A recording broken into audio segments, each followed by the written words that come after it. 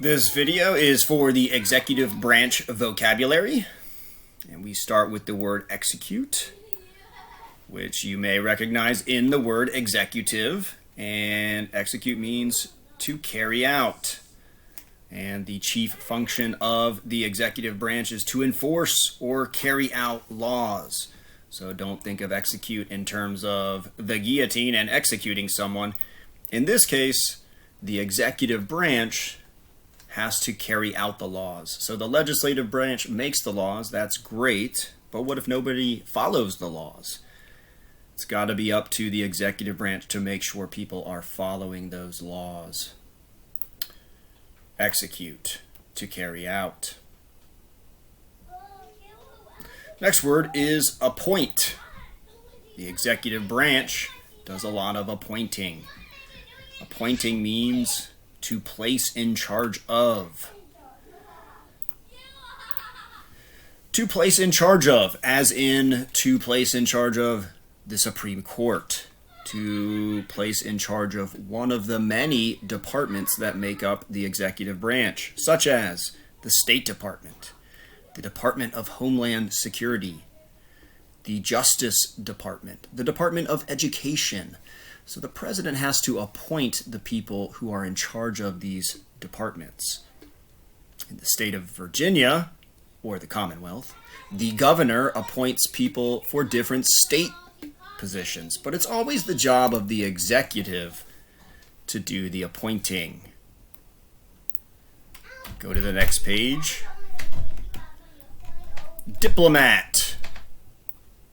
A diplomat is someone who is chosen to represent their country in relations with other countries.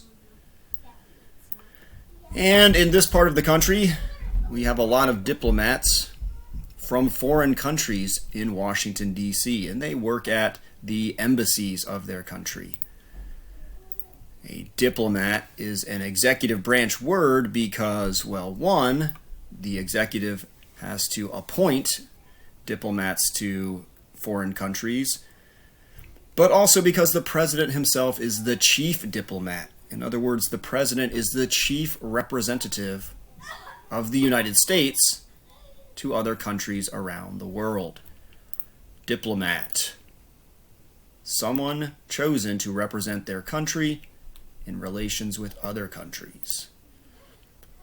And the last word is bureaucracy. That's a fun one. Bureaucracy.